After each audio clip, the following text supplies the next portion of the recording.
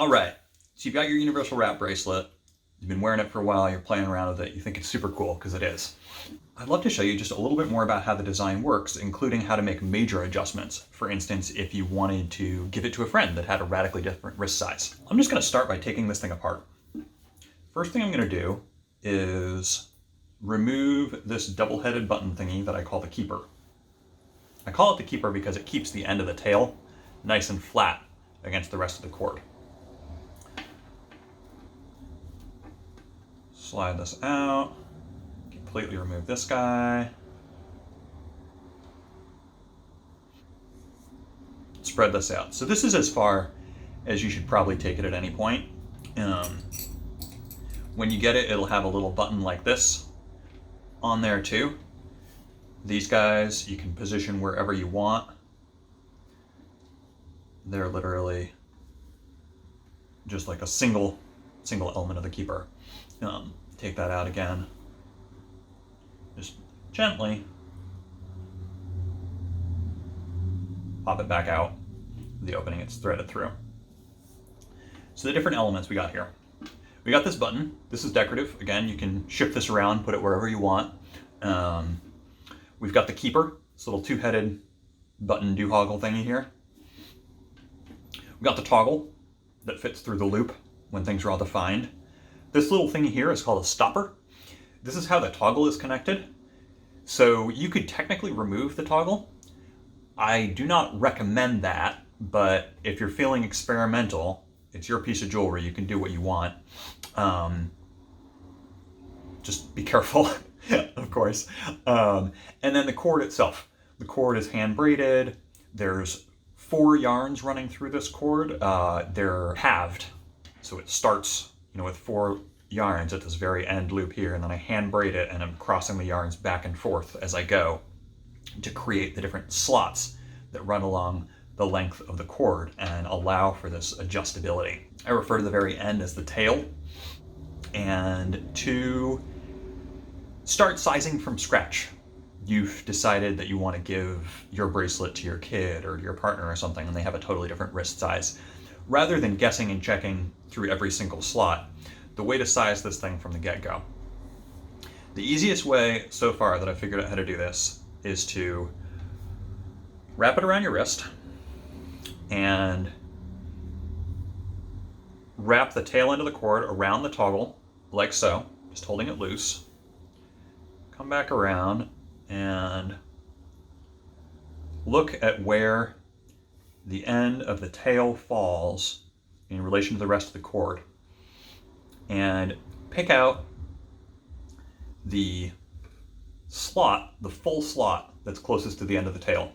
So the tail kind of like meets this slot, but it doesn't overlap it. So I'm going to grab this slot right here that it fully overlaps. Just pinch that one, slide this thing off, and I'm going to stick the keeper through that slot, and then the other head of the keeper I'll stick through the slot down towards the tail from it.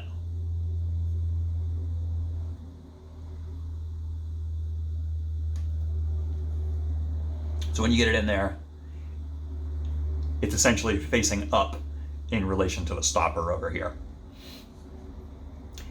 So to check the fit before proceeding, I'm going to pop the ends of the tail over the keeper, like that, just to create kind of a loose loop. And at this point, I want the fit to be a little bit loose, because it's going to get slightly tighter as we define it. That feels pretty good. I can easily get my finger under there. It's pretty darn close to how I like it. I prefer my bracelets to be relatively snug, but there's enough slack in there that I feel like I can make some adjustment. And of course, if I need to fine tune this, I can. But let's go with that for a moment. So before I take this apart, where the cord bends over and the tail wraps back around and catches on the keeper here, and that kind of creates a top, and then we've got this lower element of the cord here. And I'm going to find the full slot that's closest to where the cord comes around the loop here, and pry it open, mark it, and then I'll take the tail back off the keeper here, and I'm going to feed it down through that slot,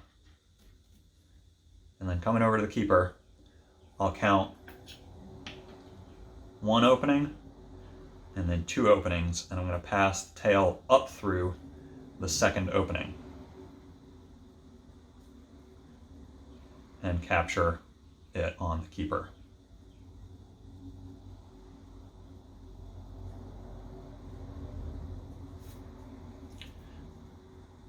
So let's see how I did. So I'm going to wrap it around. I'll use the table surface to kind of hold it in place so it doesn't flop too much. And pop the toggle through the loop there, and we are in business.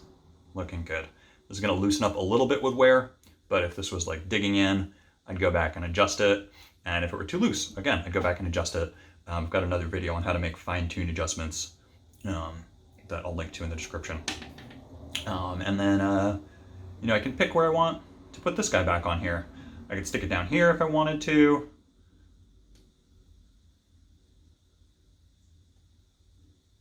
Have it kind of buried, running parallel there.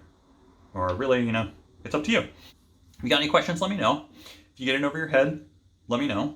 And I'll do my best to help you out. Definitely be on guard. Most important things, make sure your toggle is securely attached. Again, I do not recommend messing with this area here. If you do, you're kind of on your own, but I can do my best to bring you back to the light if things go crazy. And then the real important thing is to make sure that the end of the tail is captured on both ends of the keeper and that your loop is appropriately sized. No bigger than that. Thanks for watching.